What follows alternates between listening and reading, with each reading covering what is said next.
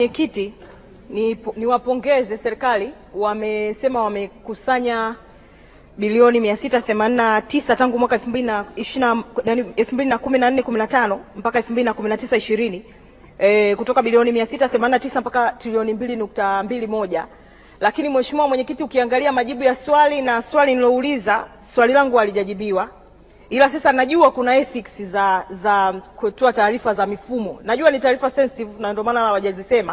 Wao wanasema kuna ongezeko la 400% na wanasema nawapongeza, lakini mimi nimetaka kujua mpaka sasa tumepoteza fedha kiasi gani. Kwa hiyo natambua kwamba inawezekana ni taarifa ambazo ni nyeti hawajazitoa. Kwa hiyo hata tukilirudisha halitajibiwa.